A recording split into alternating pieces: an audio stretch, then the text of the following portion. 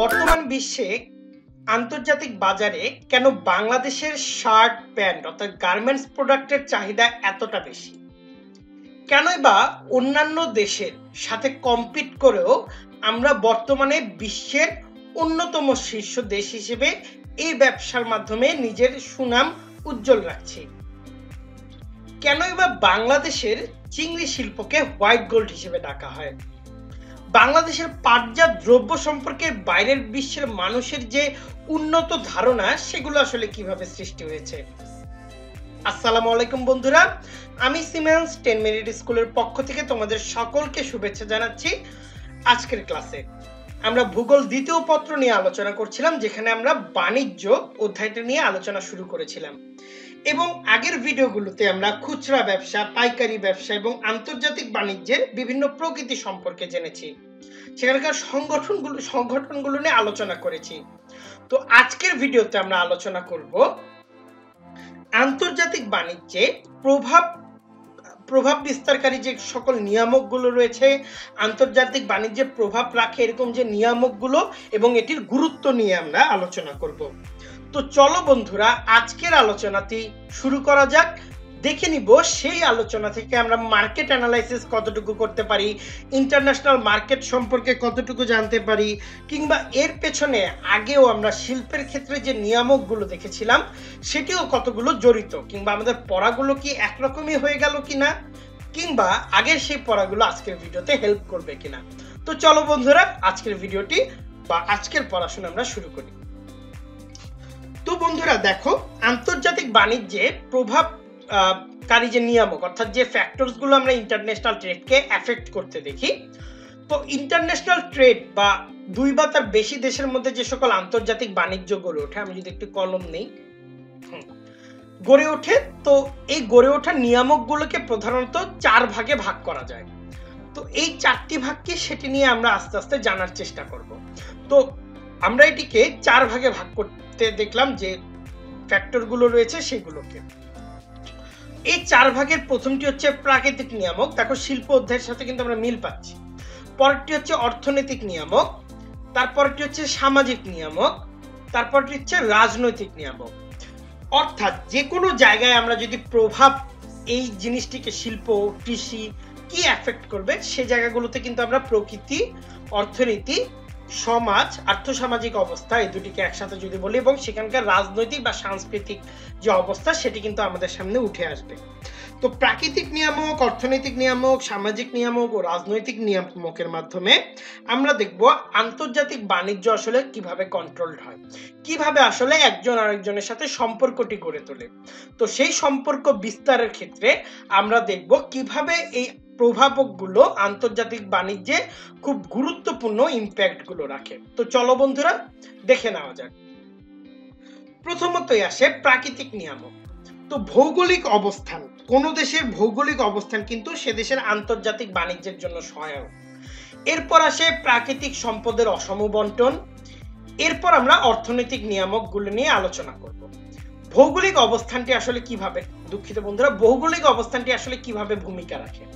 ঠিক আগের ভিডিওতে আমরা শেষে একটি কুইজ দেখেছিলাম, যেখানে নেপাল, ভুটান, মঙ্গোলিয়ার কথাগুলো বলা হয়েছে যে তাদের ভৌগোলিক অবস্থাটি এমন যার জন্য তারা আন্তর্জাতিক বাণিজ্যে খুব একটি সুবিধা করতে পারেনি।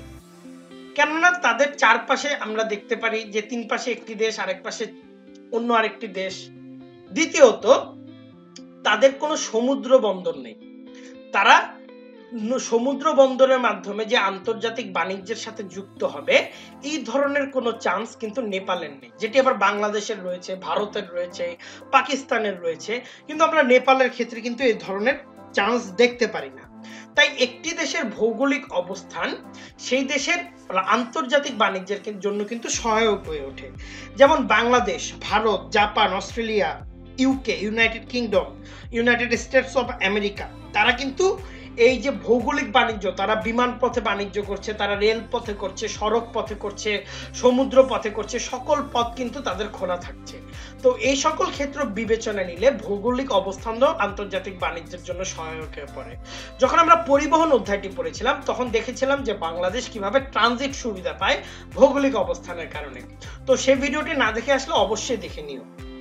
তো তো বন্ধুরা, অপরদিকে আমরা দেখি যে আগের চ্যাপ্টারে আমরা একটি কুইজ দিয়ে শেষ করেছিলাম, সেখানে এই যে প্রাকৃতিক নিয়ামত অর্থাৎ এনভায়রনমেন্টালিজমের একটি প্রভাব দেখেছিলাম, যার প্রভাবে নেপাল, ভুটান, মঙ্গোলিয়া কিন্তু আন্তর্জাতিক বাণিজ্যে উন্নতি করতে পারেনি। এরপর প্রাকৃতিক সম্পদের অসম বন্টন যদি আমরা দেখি, ধরো ভূতাত্ত্বিক গঠনটি কেমন, সেখানে ভূমির বন্ধুরতা কেমন, মাটি ও জলবায়ুর পার্থক্য কেমন, এগুলো কিন্তু অর্থাৎ একটি প্রাকৃতিক যে ব্যবস্থা, প্রাকৃতিক যে সম্পদ, সেটি আসলে ওই এলাকায় কিভাবে ডিস্ট্রিবিউটেড রয়েছে, সেটিকে অসমভাবে বন্টিত হয়েছে কিনা, এটির উপর আন্তর্জাতিক প্রভাবও কিন্তু নির্ভর করে। প্রাকৃতিক সম্পদের অসম বন্টন কিন্তু এক্ষেত্রে গুরুত্বপূর্ণ একটি ভূমিকা পালন করে। কেননা দেখো, একটি অঞ্চলকে ধরো আমরা ধরে নিলাম এটি একটি অঞ্চল, অন্য একটি রং যদি এখন নেই, ধরো এই অঞ্চলটিতে আমরা দেখলাম কয়লা খনি রয়েছে, এই অঞ্চলটিতে গ্যাস খনি, আবার কিছু দূর পর কয়লা খনি, আবার একটু তেলের খনি দেখতে পেলাম। আরেকটি অঞ্চলে আমরা দেখতে পেলাম সেখানে ইক্ষু খুব ভালো জন্মে, সেখানে আম খুব ভালো হয়, এ ধরনের। কিন্তু আরো বাকি যে দুটি অংশ, সেই দুটি অংশে আমরা প্রাকৃতিক সম্পদ তেমন ভাবে দেখলাম না। তাহলে আমরা কিন্তু দেশে দেখলাম যে প্রাকৃতিক সম্পদের যে বন্টন, সেটি কিন্তু অসম একটি বন্টন আমরা লক্ষ্য করলাম। তো এক্ষেত্রে প্রাকৃতিক সম্পদের যে অসম বন্টন, এটি কিন্তু আন্তর্জাতিক বাণিজ্যের কিন্তু মূল ভিত্তি হয়ে থাকে। কেননা ধরো এটি যদি দুটি দেশ হিসেবে বা রিজিয়ন দেশ হিসেবেই চিন্তা করি, ধরো এই দেশে না, আমরা চিন্তা করলাম, ধরো অন্য আরেকটি রং দিয়ে যদি চিন্তা করি, যে চারটি দেশ আমরা চিন্তা করলাম, এদের ভালো হচ্ছে কয়লা, যেটা আমরা সি দিয়ে চিন্তা করলাম, এদের হচ্ছে ভালো ধরো চিনি শিল্প, যেটা আমরা এস দিয়ে চিন্তা করলাম, এদের হয়তো ভালো হয়তো ইলেকট্রনিক সামগ্রী ই দিয়ে চিন্তা করলাম, তারা হয়তো মনে করো গার্মেন্টস পোশাকে ভালো। তো দেখো আমরা কিন্তু চার জায়গায় চার ধরনের প্রাকৃতিক সম্পদ দেখতে পাচ্ছি, সমভাবে কিন্তু বন্টিত হয়নি। অর্থাৎ এই অংশটির জন্য কিন্তু ইক্ষু জন্মায় না ভালো, এই অঞ্চলটিতে আবার মানে ইলেকট্রনিক্স সামগ্রী আমরা ভালো দেখলাম না, গার্মেন্টস সামগ্রী ভালো দেখলাম না, যেটি দেখলাম এই অঞ্চলে। তো সবার মধ্যে কিন্তু এই জন্য একটি অভাববোধ তৈরি হলো, অন্য একটি পণ্যের জন্য অভাববোধ, এবং সেই অভাববোধের মাধ্যমেই কিন্তু তারা আবিষ্কার করলো যে তারা কিন্তু এই যে কেউ হয়তো এখান থেকে কয়লা নিচ্ছে, কেউ হয়তো এই অঞ্চল থেকে সুগার নিচ্ছে, কেউ হয়তো এখান থেকে ইলেকট্রনিক্স সামগ্রী নিচ্ছে, এভাবে অসম বন্টনের ফলে একটি বাণিজ্য সম্পর্ক সৃষ্টি হয়ে পড়লো, এবং এভাবেই কিন্তু প্রাকৃতিক নিয়ামক আন্তর্জাতিক বাণিজ্যে গুরুত্বপূর্ণ ভূমিকা রাখে। এরপর আসে অর্থনৈতিক নিয়ামকের কথা। তো অর্থনৈতিক নিয়ামক যদি আমরা দেখি, যে কোনো দেশের ক্ষেত্রে কিন্তু এটি অন্যতম সহায়ক ভূমিকা পালন করে। ধরো কৃষিভিত্তিক অর্থনীতিতে আমরা দেখি যে এগ্রিকালচার বেসড যে প্রোডাক্টগুলো রয়েছে, সেগুলো তারা আমদানি রপ্তানি করে থাকে, কাঁচামাল হয়তো আমদানি করে থাকে, আবার সেগুলো উৎপাদন করে রপ্তানি করে থাকে। বাংলাদেশ প্রধানত আমরা দেখি খাদ্যশস্য আমদানি করে এবং পাট ও পাটজাত দ্রব্য রপ্তানি করে, কেননা বাংলাদেশ খাদ্যশস্যে স্বয়ংসম্পূর্ণ নয়। অপর দিকে আমরা দেখে থাকি শিল্পভিত্তিক যে অর্থনীতি রয়েছে, সেখানে শিল্পজাত দ্রব্যগুলো রপ্তানি ও শিল্পের জন্য যে প্রয়োজনীয় র ম্যাটেরিয়ালস গুলো রয়েছে, কিংবা তোমার দেশ যদি খাদ্যে স্বয়ংসম্পূর্ণ না হয়ে থাকে, সেই খাদ্যশস্য আমদানি করতে কিন্তু তোমার আন্তর্জাতিক বাণিজ্য একটি গুরুত্বপূর্ণ ভূমিকা রাখে। যেমন জাপানের ওসাকা সুতি বস্ত্র কেন্দ্রের জন্য বিখ্যাত, বলা হয় জাপানের ম্যানচেস্টার। আবার ইস্পাত, যন্ত্রপাতি, কার, ইলেকট্রনিক্স সামগ্রী, এগুলোর জন্য কিন্তু জাপান বিখ্যাত। তো তারা এই সকল সামগ্রী রপ্তানি করে। অপরদিকে তাদের দেশে আবার লৌহ আকরিক, কয়লা বা তুলা আমরা খুব একটি দেখতে পারি না। তো তারা আবার সেখান থেকে কাঁচামালগুলোকে আমদানি করে থাকে, যেমন ভারত থেকে তারা কয়লা আমদানি করে থাকে, কেননা তাদের দেশে যেহেতু সুতি বস্ত্র শিল্পের একটি কারখানা গড়ে উঠেছে, তো তাদের দেশে যেহেতু তুলা আমদানি উৎপন্ন হয় না, তারা আবার তখন সেটা আমদানি করে থাকে। এই যে ভারতে আমরা দেখতে পাচ্ছি বা কয়লা হয়তো আমদানি করছে, তুলা আমদানি করছে, অর্থাৎ ভারতে এক ধরনের সম্পদ, জাপানে এক ধরনের সম্পদ, এই সম্পদের দিক দিয়ে দুইজন দুই রকম ভাবে শক্তিশালী। এই যে অর্থনৈতিক নিয়ামকটি, এই যে অর্থনৈতিক ব্যবস্থার যে তারতম্য, এক এক জায়গায় এক এক ধরনের অর্থনৈতিক ব্যবস্থা। ধরো যেমন আমরা দেখে থাকি যে যেখানে নেপালে কোনো ধরনের মৎস্য কেন্দ্রিক অর্থনৈতিক ব্যবস্থা কিন্তু দেখতে পারবো না, যেটা আমরা বাংলাদেশে দেখতে পারি, যেহেতু সমুদ্র রয়েছে, অনেক নদী রয়েছে। তেমনি আবার খেয়াল করো বাংলাদেশে আমরা কয়লা ভিত্তিক অর্থনৈতিক ব্যবস্থা বা খনিজ তেল ভিত্তিক অর্থনৈতিক ব্যবস্থা দেখতে পারি না। খনিজ তেল ভিত্তিক অর্থনৈতিক ব্যবস্থা দেখতে পারি মধ্যপ্রাচ্য এরিয়াটিতে। ঠিক এভাবে অর্থনৈতিক ব্যবস্থার তারতম্য কিন্তু একটি গুরুত্বপূর্ণ নিয়ামক। এর পরের যে নিয়ামক সেটি হচ্ছে অর্থনৈতিক বিকাশের ধাপ। আমরা শিল্প বিপ্লবের পর দেশে পুরো পৃথিবীতে একটি অর্থনৈতিক বিকাশ হতে দেখি। দেখা গেছে প্রধান যে বাণিজ্যিক দেশ যুক্তরাজ্য, জার্মানি, ফ্রান্স, তারা একসময় কৃষি দেশ হিসেবে তাদের যাত্রা শুরু করে, কিন্তু পরবর্তীতে এই দেশগুলোকে আমরা তখন দেখতাম যে প্রয়োজনীয় যে খাদ্যশস্য সেগুলোকে তারা রপ্তানি করত এবং বিলাসজাত যে দ্রব্য বা শিল্পজাত যে দ্রব্য সামগ্রী ছিল এগুলোকে তারা আমদানি করত। কিন্তু শিল্প বিপ্লবের পর যখন মূলত ইউরোপীয় অঞ্চলে বিপ্লবটি ঘটে থাকে, তারপর আমরা দেখি পুরো বিশ্বে কিন্তু অর্থনৈতিক বিকাশের একটি পরিবর্তন হয়। অর্থনৈতিক বিকাশের পরিবর্তনের ফলে কৃষিজাত দ্রব্য অপেক্ষা আমরা দেখি শিল্পজাত দ্রব্যের বাণিজ্যের প্রতি কিন্তু অধিক গুরুত্ব দেওয়া হয় এবং এক্ষেত্রে আমরা দেখি যে দেশগুলো আসলে কৃষিজাত দ্রব্যের বাণিজ্যের উপর এতদিন নির্ভর ছিল তাদেরকে আমরা দেখলাম খুব স্লো গতিতে তাদের অর্থনৈতিক উন্নয়নটি তাদের হচ্ছে। কিন্তু যারা বাণিজ্যিক কয়লা, খনিজ তেল কিংবা চুনা পাথর, যে খনিজ সম্পদগুলো রয়েছে, প্রাকৃতিক গ্যাস, এইগুলোকে কেন্দ্র করে যারা তাদের শিল্প ব্যবস্থাটিকে গড়ে তুলেছিল বা তাদের অর্থনৈতিক ব্যবস্থাটিকে গড়ে তুলেছিল, পরবর্তীতে আমরা দেখেছি তারাই এই বিশ্বের প্রধান অর্থনৈতিক শক্তি হিসেবে যাত্রা করেছে। যুক্তরাজ্য, জার্মানি, ফ্রান্স, ইভেন পরবর্তীতে আমেরিকাকেও আমরা দেখেছি তারা মূলত এই শিল্প কেন্দ্রিক একটি অর্থনৈতিক ব্যবস্থা গড়ে তোলার মাধ্যমে তারা কিন্তু নিজেদের দেশে কিংবা বাইরের দেশে যে বাণিজ্যটি গড়ে তুলেছে, আন্তর্জাতিক বাণিজ্য হিসেবে কথা বললেও দেখতে পারবো মূলত বিলাস সামগ্রী কিংবা শিল্পজাত দ্রব্য, কয়লা, কার্পাস বয়ন শিল্প, এগুলোর উপরেই তাদের অর্থনৈতিক বিকাশটি হয়েছে। এরপর যেটি প্রয়োজন পড়ে সেটি হচ্ছে বৈদেশিক মূলধন বিনিয়োগের ব্যাপকতা এবং জীবনযাত্রার মান ও ক্রয় ক্ষমতার পার্থক্য। ধরো বিদেশি বিনিয়োগ অনুন্নত দেশগুলোতে আমরা দেখি বিশ্ব বাণিজ্যের যে পরিমাণ বা প্রকার বা ধরনে কিন্তু গুরুত্বপূর্ণ প্রভাব ফেলে। যেমন আমরা চীন বা জাপানের অনেক কোম্পানিকে, যেমন আমরা সিমেন্ট কারখানা যখন পড়েছিলাম তখন দেখেছি দক্ষিণ কোরিয়ার হুন্দাই কোম্পানি সেই সিমেন্ট কারখানাটি স্থাপন করেছে। যখন বিদেশি বিনিয়োগকারীরা দেখে যে তৃতীয় বিশ্বের একটি দেশে যেখানে আমরা দেখতে পাচ্ছি জনসংখ্যা বেশি রয়েছে, ধরো বাংলাদেশ, সে অংশে আমরা দেখতে পাচ্ছি মানুষের কর্মের চাহিদা রয়েছে, বেকারত্বের পরিমাণ বেশি, তারা অল্প কিছু টাকা দিলেই কাজ করতে রাজি হয়ে যাবে। এতগুলো সুবিধা দেখে আমরা দেখি অনেক বিদেশিরা এই তৃতীয় বিশ্বের দেশগুলোতে বিনিয়োগ করে থাকে। একদিকে এতে তাদের উৎপাদন যে ব্যয় সেটিও কমে, একদিকে তারা অধিকভাবে সুলভ মূল্যে শ্রমিক পায়, তারা নিজেদের মতো সেই শ্রম ব্যবস্থাটিকে গড়ে তুলতে পারে। তো বিদেশি বিনিয়োগের ফলে অনুন্নত উন্নয়নশীল দেশগুলোতে আমরা দেখি অর্থনৈতিক পরিবর্তন সূচিত হয়, যেমনটি আমরা নাইজেরিয়ার ক্ষেত্রে লক্ষ্য করি, বাংলাদেশের ক্ষেত্রে অনেকাংশে আমরা লক্ষ্য করছি যে অনেক বিদেশি কোম্পানিকে কিন্তু আমরা বাংলাদেশের প্রতি আগ্রহী হতে দেখছি।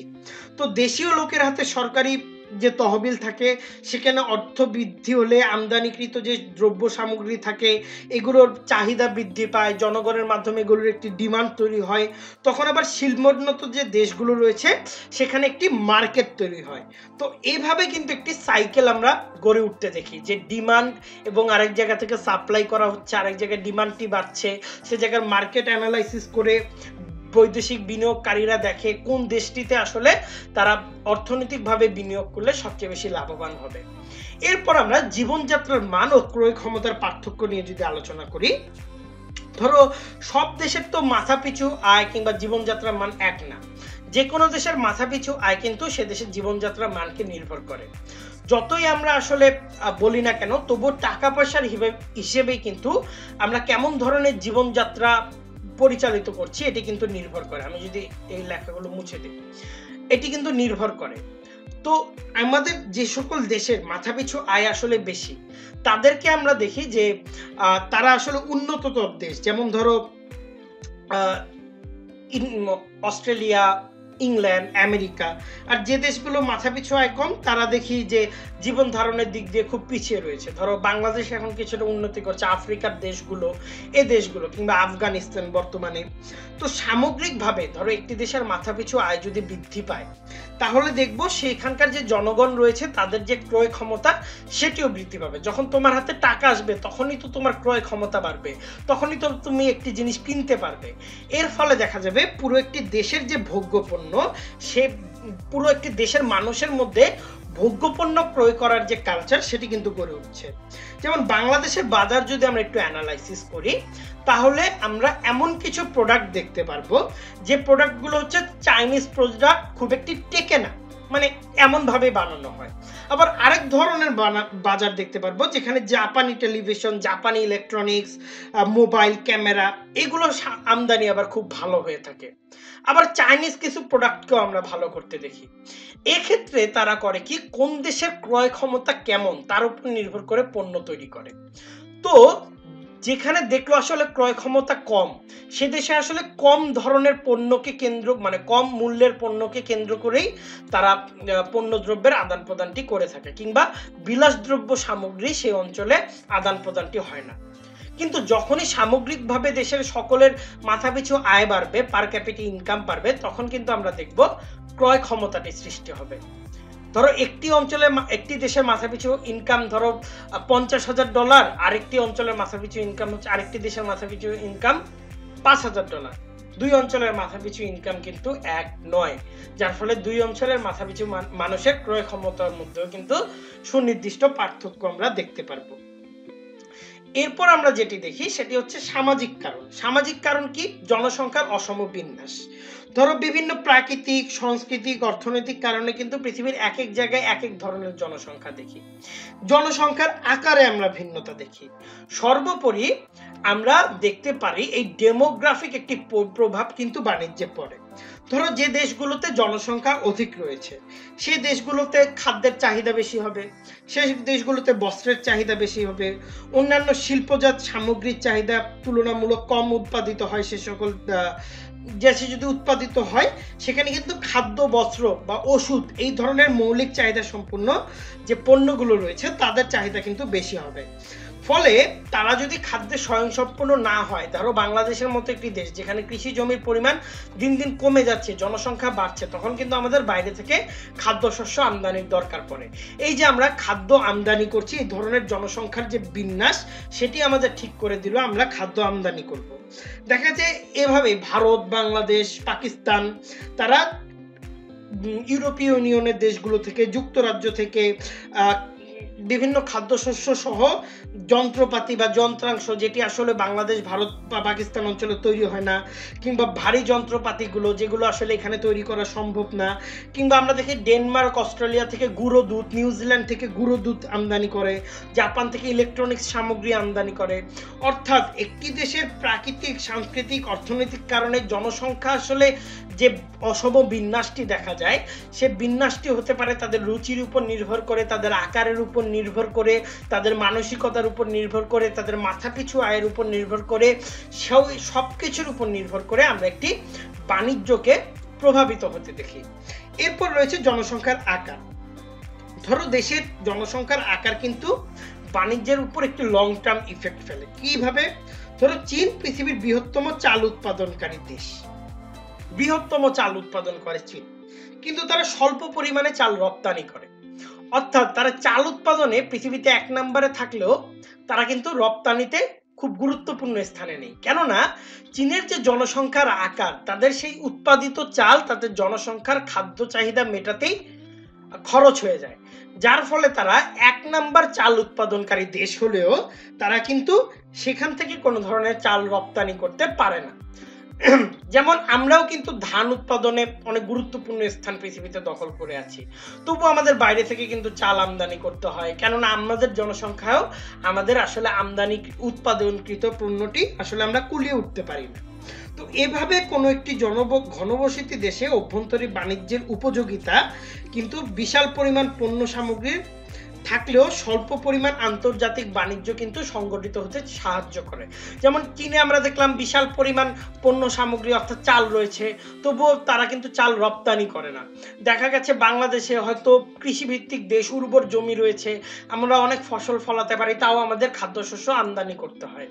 এভাবেই কিন্তু জনসংখ্যার আকার একটি দেশে অঢেল প্রাকৃতিক সম্পদ থাকার ফলেও কিংবা ঠিক পরিমাণ বা যথেষ্ট পরিমাণ উৎপাদনের ফলেও জনসংখ্যার আকার তাকে বাধ্য করে সে বাণিজ্যে অন্তর্ভুক্ত হতে। এরপর আমরা দেখি সাংস্কৃতিক সম্পদের অসম বিন্যাস, যেখানে আমরা দেখি ধরো এক একটি পৃথিবীর যে এক এক ধরনের মানব গোষ্ঠী রয়েছে তাদের সাংস্কৃতিক বিকাশ কিন্তু এক এক রকম। ধরো এক একটি মানব গোষ্ঠীর এক এক রকম ইতিহাস রয়েছে, এক এক রকম কারিগরি শিল্প রয়েছে, তাদের সৃজনশীলতা এক এক রকম, তাদের চিন্তা ভাবনা এক এক রকম, তাদের ঐতিহাসিক পটভূমি এক এক রকম। যেমন মধ্যপ্রাচ্য কার্পেটের জন্য বিখ্যাত, উত্তর আফ্রিকা চামড়াজাত দ্রব্যের জন্য বিখ্যাত, বাংলাদেশ কুটির শিল্পের জন্য বিখ্যাত, গার্মেন্টস শিল্পের জন্য বিখ্যাত, কাশ্মীর শালের জন্য বিখ্যাত, ভারত পিতলের তৈজসপত্রের জন্য বিখ্যাত, ওসাকা সুতি বস্ত্রের জন্য বিখ্যাত। এই যে এক এক জায়গায় আমরা এক এক ধরনের পটভূমি দেখছি, এক একটি রুচি দেখছি, এক এক ধরনের কারিগরি দক্ষতা দেখছি, সেখানকার শ্রমিকের দক্ষতা সুনিপুণতা আমরা জায়গা ভেদে ভিন্ন হতে দেখছি। এই সংস্কৃতিগত পার্থক্যের কারণেও কিন্তু আমরা দেখে থাকি যে এটিও কিন্তু বাণিজ্যে প্রভাব ফেলে। যেমন সুইজারল্যান্ডের ঘড়ি সারা বিশ্বে দাপিয়ে বেড়ায়, কিংবা ফ্রান্সের উন্নত মানের মদ সারা বিশ্বে আমরা এটির প্রভাব বা চাহিদা দেখতে পারি। এভাবে বিলাসদ্রব্য বা যে কোনো দ্রব্য গড়ে ওঠার ক্ষেত্রে যদি ঐতিহ্যটি গড়ে ওঠে যে এটি কোন জায়গার শাল, কাশ্মীরের শাল, আর এটি কোন জায়গার ব্যাগ, পাকিস্তানের শিয়ালকোটের ব্যাগ। আর তো এরকম আমরা অনেক সময় কথা দেখতে পারি না বাংলাদেশের ক্ষেত্রে বললি যে আরে এটা কোন জায়গার রসমঞ্জুরি, যে কুমিল্লার রসমালাই, গাইবান্ধার রসমঞ্জুরি, বগুড়ার দই। এরকম এক একটি এলাকা এক একটি কারণে এক একজন কারিগরের জন্য বিখ্যাত হয়ে থাকে। এভাবে সাংস্কৃতিক যে সম্পদ, এই যে কারিগরি শিল্প, এই যে সৃজনশীলতা, এগুলো কিন্তু একটি বাণিজ্যে অন্যতম নিয়ামক হিসেবে কাজ করে। এরপর আসে পরিবহন ব্যবস্থার উন্নতি। তো পরিবহন ব্যবস্থার উন্নতি এবং রাজনৈতিক কারণে আমরা দেখব যে পরিবহন ব্যবস্থার যদি উন্নতিটি না ঘটে তাহলে সে দেশে বাণিজ্য কিন্তু মুক্তভাবে প্রবাহিত হতে পারে না, বাণিজ্যটি প্রসারিত হয় না। ধর প্রাচীনকালে হয়তো জাতীয় সীমারেখা ছিল না, তখন দেখা যেত বাণিজ্যটি অন্যভাবে হতো। কিন্তু বর্তমানে তো আমরা বর্ডার দেখি, সেখানে বিভিন্ন বর্ডার যে বাহিনী, সীমান্ত রক্ষা বাহিনীকে থাকতে দেখি, নির্দিষ্ট নিয়ম কানুন মেনে এক দেশের সাথে আরেক দেশের বাণিজ্য সংগঠিত হতে দেখি। অর্থাৎ তোমার দেশ যেমন চীনকে আমরা দেখছি ওয়ান বেল্ট ওয়ান রোড তৈরি করছে, বিভিন্ন দেশের উপর দিয়ে তারা সড়ক পথের মাধ্যমে কানেক্টেড হচ্ছে। এই যে এভাবে পরিবহন ব্যবস্থার উন্নতি হলে কি হবে, চায়না যে প্রোডাক্ট সেটি পুরো বিশ্বে ছড়িয়ে পড়তে সুবিধা হবে। কিংবা বাংলাদেশের ক্ষেত্রে আমরা দেখি যে আমরা পোর্টের মাধ্যমে বিভিন্ন দেশের সাথে আন্তর্জাতিক যে বাণিজ্য সেটি রক্ষা করি। চট্টগ্রামের পোর্টের মাধ্যমে আমাদের দেশের 92% আমদানি রপ্তানি বাণিজ্যটি ঘটে থাকে। তো এভাবে পরিবহন ব্যবস্থার যদি উন্নতি হয়, পরবর্তীতে আমরা মংলা পোর্ট করেছি, পায়রা পোর্ট করেছি, তো পরিবহন ব্যবস্থার উন্নতির দিকে কিন্তু সকলের টার্গেট থাকে, কারণ এটি যদি উন্নত হয় দেখা যাবে ব্যবসা বাণিজ্যটিও উন্নতি হবে। এরপর থেকে রাজনৈতিক কারণ, অর্থাৎ রাজনৈতিক নিয়ামকের মধ্যে আমরা সরকারি নীতি, সরকার আসলে কেমন ভাবে ব্যবসা করতে দিচ্ছে, বাণিজ্যিক বিধিনিষেধ কি ধরনের রয়েছে, তারা কি সরকারি নীতি অনুসরণ করে ব্যবসা করছে কিনা, আমদানি পণ্যের উপর কি ধরনের শুল্ক বা কর আরোপ করছে, এগুলোর উপর ভিত্তি করে আসলে রাজনৈতিক শুল্ক প্রদান নীতি, লাইসেন্স প্রদান নীতি, এগুলোর উপর ভিত্তি করেও কিন্তু আন্তর্জাতিক বাণিজ্য প্রভাবিত হয়। তো বন্ধুরা, এখন আমরা আন্তর্জাতিক বাণিজ্যের গুরুত্বগুলো সম্পর্কে জানবো। প্রথমে আসে উৎপাদন ব্যয় হ্রাস। অর্থাৎ আন্তর্জাতিক বাণিজ্যের ফলে কিন্তু আমরা দেখি একটি দেশ থেকে পণ্য উৎপাদন করা হয় এবং এর ফলে পণ্য যেগুলো উৎপাদন করে সেগুলো পণ্যের উৎপাদন ব্যয় কিন্তু সর্বাপেক্ষা কম হয়। অর্থাৎ আন্তর্জাতিক বাণিজ্যের ফলে প্রতিটি দেশ যেসব পণ্য উৎপাদন করে, যেসব পণ্যের উৎপাদন ব্যয় আসলে কম হবে, যদি সেসব পণ্যের উৎপাদন ব্যয় আসলে বেশি হতো তাহলে কিন্তু একটি রিস্ক ফ্যাক্টর কাজ করতো, সেই পরিমাণ মুনাফা তারা লাভ করতে পারবে কিনা। তাই উৎপাদন ব্যয়কে কিভাবে হ্রাস করা যায়, কিভাবে কমানো যায়, ধরো সেটির জন্য কি ধরনের মার্কেট তৈরি করা যায়, কি ধরনের সিস্টেম নিজের কোম্পানিতে গড়া যায়, দেশে গড়ে তোলা যায়, আধুনিক পরিবেশের সাথে আধুনিক প্রযুক্তির সাথে পরিচিত হওয়া যায়। এভাবে কম দামে যখন পণ্য দ্রব্য এক দেশ থেকে অন্য দেশে বিক্রির জন্য চালান দেওয়া হয়, তখন দেখা গেছে তারাও উৎপাদন ব্যয়টি কমাতে পারলো, অন্য দেশও কিন্তু কম ব্যয়েই পণ্যটি কিনতে পারলো। তো আন্তর্জাতিক বাণিজ্যে আমরা দেখি সকলের টার্গেট থাকে সেই সকল পণ্য উৎপাদন করা যাতে উৎপাদন ব্যয় কম। এরপর রয়েছে সামগ্রিক উৎপাদন বৃদ্ধি। সামগ্রিক উৎপাদন বৃদ্ধিতে কি দেখতে পারি? আন্তর্জাতিক বাণিজ্যের মূল ভিত্তি কি? এর মূল ভিত্তি হচ্ছে পুরো একটি শ্রম বিভাগ ইন্টারন্যাশনালি কাজ করছে। এই কারণে প্রতিটি দেশ তার নিজস্ব যে সম্পদ, দেখা গেছে অন্য দেশে সম্পদের চাহিদাটি রয়েছে, সেই দেশে হয়তো সম্পদের পরিমাণটি কম, সেই দেশের সম্পদটিকে তারা সাপ্লাই দিতে চায়, যেহেতু মার্কেটটি ধরতে চায়, নিজের যে সম্পদটি রয়েছে সেটি যথাযথ ব্যবহার করে, অপচয় করে না, পূর্ণ ব্যবহার করতে কিন্তু সক্ষম হয়। এর ফলে সেই দেশের সম্পদের যে সামগ্রিক উৎপাদন, সামগ্রিক উপযোগিতা, সেটি কিন্তু আমরা বৃদ্ধি পেতে দেখি। এরপর তৈরি হয় পণ্যদ্রব্যের চাহিদা। পণ্যদ্রব্যের চাহিদা কিভাবে? ধরো আন্তর্জাতিক বাণিজ্যের ফলে আমরা যে দেশগুলোকে দেখতে পাই যারা আমদানি করে, সেই দেশগুলো অন্য দেশগুলো থেকে যে আমদানিকৃত যে দ্রব্য থাকে সুলভে ভোগ করার সুযোগ পায়। এর ফলে সে যে পণ্যদ্রব্যগুলো উৎপাদিত হয়, সে পণ্যদ্রব্যগুলোর চাহিদা কিন্তু বৃদ্ধি পায়। পরবর্তীতে হয়তো সে দেশ থেকে আবার সেই পণ্যদ্রব্যটি আমরা আমদানি করে থাকি। ধরো আন্তর্জাতিক বাণিজ্যের ফলে আমদানিকারক যে ধরো সুইজারল্যান্ডের ঘড়ি পুরো বিশ্বে ছড়িয়ে পড়েছে, তখন আমরা সুইজারল্যান্ডের ঘড়ির যে উপযোগিতা, সেই উপযোগিতা দেখে দেখলাম যে এই ঘড়িটি ভালো হয়, ভালো চলে, যার ফলে সেই পণ্যদ্রব্যের চাহিদা কিন্তু আলাদাভাবে আরো সৃষ্টি হয়। এর পণ্যদ্রব্যের চাহিদা কিন্তু মার্কেটে একটি বড় ধরনের প্রভাব ফেলে। কিংবা তখন আরো কোম্পানিকে আমরা অভ্যন্তরীণ বাণিজ্যে তখন মানে জয়েন্ট হতে দেখি। তারা তখন সেই অভ্যন্তরীণ যে অর্থনৈতিক উন্নতি সেটি সংগঠিত করতে পারে, একই সাথে তারা ইন্টারন্যাশনালি কানেক্টেড হতে পারে। এরপর রয়েছে শিল্পোন্নয়ন, অর্থাৎ শিল্প উন্নয়নে কিন্তু আন্তর্জাতিক বাণিজ্য একটি বিশাল প্রভাব রাখে। ধরো যে সকল শিল্পোন্নত দেশ রয়েছে, জাপান, যুক্তরাষ্ট্র, জার্মানি, এই দেশগুলো আমরা দেখি প্রাকৃতিক সম্পদের, দেখা গেছে জাপানে আমরা দেখতে পারি ধরো কয়লার সমৃদ্ধি না, কিন্তু তারাও তাদের শিল্পোন্নয়ন চালায়। কিভাবে চালায়? তারা করে কি, কয়লার প্রাচুর্য না থেকে ভারত থেকে কয়লা আমদানি করে। বা আমরা দেখতে পারি বাংলাদেশে তৈরি পোশাক শিল্প ফ্যাক্টরি গড়ে উঠলেও আমরা কার্পাস বয়ন শিল্পে খুব একটি উন্নত না, আমরা তখন বাইরে থেকে সুতা আমদানি করে থাকি। তো এভাবে প্রাকৃতিক সম্পদের প্রাচুর্য না থাকা সত্ত্বেও কিন্তু এই যে আমাদের গার্মেন্টস ফ্যাক্টরির জন্য তুলার প্রয়োজন হলো, জাপানের ফ্যাক্টরিগুলোর জন্য তাদের কয়লার প্রয়োজন হলো, তো এই সকল কারণেও কিন্তু দেখা যায় তারা আমদানি করে, এই মার্কেটটি থাকার কারণে শিল্পের যে উন্নয়ন সেটিকে আমরা হতে দেখি। কেননা যদি ইন্টারন্যাশনাল ট্রেড না থাকতো, তাহলে কি সেই বাংলাদেশে আমরা দেখতাম এই ধরনের গার্মেন্টস শিল্প গড়ে উঠতে পারতো? কেননা আমরা শুধু তো আমদানি করতে পারতাম না। জাপান কি যদি শক্তি সম্পদ, কয়লা সম্পদকে আমদানি না করতে পারতো, তারা কি এত দ্রুত শিল্পে প্রসার লাভ করতে পারতো? পারতো কিন্তু না। তাই এক্ষেত্রে কিন্তু ইন্টারন্যাশনাল ট্রেডের একটি ইম্পর্টেন্স রয়েছে। এরপর আমরা যেটি দেখি, অর্থনৈতিক ও জীবনযাত্রার মান উন্নয়ন ঘটে। ধরো আন্তর্জাতিক ক্ষেত্রে যখন বাণিজ্যটি হয়, এর পরিমাণ বেশি হলে একটি দেশের কিন্তু অর্থনৈতিক উন্নতিও হয়। যেমন আমরা দেখেছি বাংলাদেশে যে গার্মেন্টস ফ্যাক্টরি, সেটি আমাদের যে জাতীয় আয় রয়েছে সেটি কিন্তু বৃদ্ধি করতে সাহায্য করেছে। এর ফলে অনেকগুলো মানুষের কর্মসংস্থান তৈরি হয়েছে।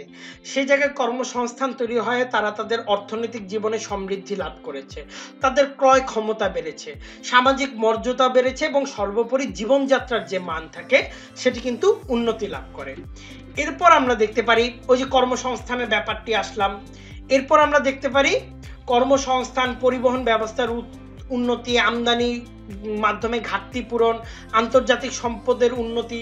অর্থাৎ এই যে ট্রেড অ্যানালাইসিস করলে আমরা দেখতে পারি, ধরো এই যে গার্মেন্টস ফ্যাক্টরির কথা বললাম, সেখানে কর্মসংস্থান সৃষ্টি হয়েছে, 80% নারীকে আমরা সেখানে কাজ করতে দেখি। আবার আমরা আমাদের ইপিজেড গুলোতে আমরা দেখি সেখানে 90% নারী কাজ করে, সেখানে বিভিন্ন খেলনা সামগ্রী, বিভিন্ন দ্রব্য উৎপাদিত হয়ে সেগুলো আমরা বাইরে রপ্তানি করি। এভাবে বিশাল সংখ্যক একটি মানুষের কিন্তু কর্মসংস্থান আমরা সৃষ্টি হতে দেখি। দেখা গেছে যুক্তরাষ্ট্র, পাকিস্তান, ভারতে দেখছেন পাকিস্তান ও ভারতে যুক্তরাষ্ট্র কি করে, অস্ত্র বিক্রি করে। রাশিয়াকে আমরা অস্ত্র বিক্রি করতে দেখি। সুইডেন দেখা গেছে কামান বিক্রি করে। ইসরায়েলকে আমরা দেখেছি যে যুদ্ধাস্ত্র কিংবা কৃষি সরঞ্জাম বিক্রি করতে। ভারতকে আমরা দেখেছি সোনার অলংকার বিক্রি করতে। তারপর বাংলাদেশকে আমরা তৈরি পোশাক জুতা বিক্রি করতে দেখি বা চামড়া বিক্রি করতে দেখি। এভাবে কিন্তু ধরো চামড়াজাত দ্রব্যর ক্ষেত্রে তখন একটি বলয় গড়ে ওঠে, অর্থনৈতিক বলয়, তখন অনেক মানুষের কর্মসংস্থান সৃষ্টি হয়। অর্থাৎ ইন্টারন্যাশনালি আমরা দেখছি গ্লোবালি কানেক্টেড হওয়ার মাধ্যমে আমরা শুধুমাত্র শ্রমের যে গতি সেটি কিন্তু বাড়াতে পারছি, সেটি অভ্যন্তরীণ কর্মসংস্থান সৃষ্টি করছে, আন্তর্জাতিক ভাবেও কিন্তু সেই কর্মসংস্থানটি আমরা সৃষ্টি হতে দেখছি। এরপর আসে পরিবহন ব্যবস্থার উন্নতি। ধরো পরিবহন ব্যবস্থার উন্নতির ক্ষেত্রে যদি আমরা লক্ষ্য করি, ধরো কোনো দেশের পরিবহন ব্যবস্থার উন্নতি সঙ্গে কিন্তু আন্তর্জাতিক বাণিজ্যের একটি গুরুত্বপূর্ণ সম্পর্ক থাকে। নইলে কিন্তু আমরা চীনকে দেখতাম না এত টাকা খরচ করে ওয়ান বেল্ট ওয়ান রোড তৈরি করতে।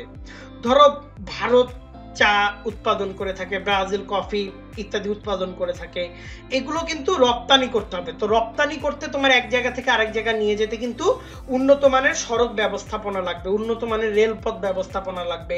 জাপানের ইয়োকোহামা, ওসাকা এই অঞ্চলগুলোকে আমরা তো উন্নত হতে দেখি, কেননা তাদের সমুদ্র বন্দরের মাধ্যমে তারা পুরো পৃথিবীর সাথে কানেক্টেড হতে পারে।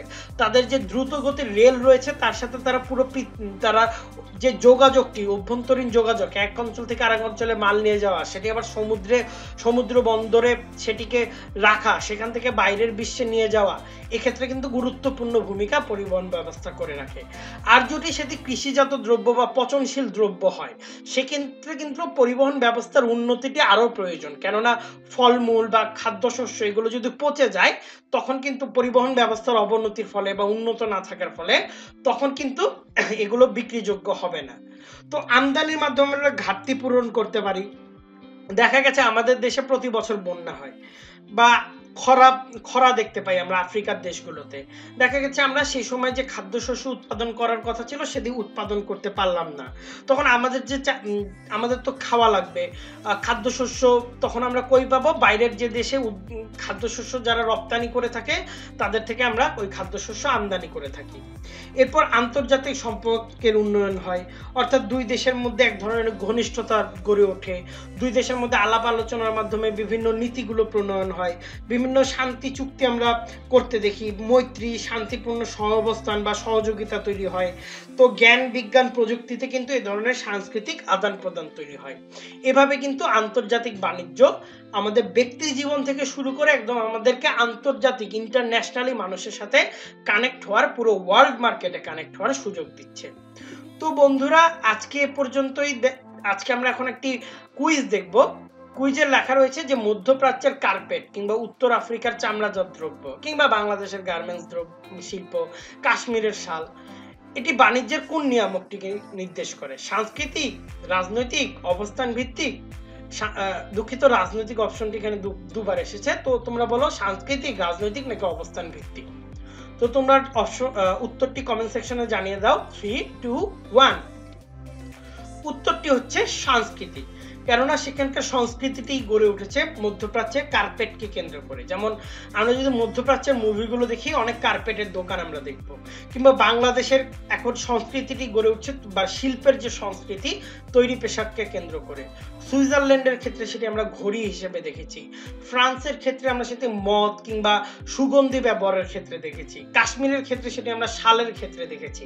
এভাবে একটি সাংস্কৃতিক আবহ সেখানে গড়ে ওঠে, যে সেখানে এই পণ্যটি ভালো হয়, সকলে বা সেখানকার কারিগররা সে পণ্যের সাথে কোনো না কোনো ভাবে যুক্ত হয়। তো এভাবে কিন্তু আমরা দেখি যে সাংস্কৃতিক নিয়ামক একটি গুরুত্বপূর্ণ ভূমিকা কিন্তু পালন করে থাকে। তো বন্ধুরা আজ এ পর্যন্তই, দেখা হবে পরের ভিডিওতে নতুন কোনো টপিক নিয়ে। সে পর্যন্ত সকলেই ভালো থেকো। আমি আল রাব্বি সিমেন্স আজ এখানে বিদায় নিচ্ছি। Never stop learning. আসসালামু আলাইকুম।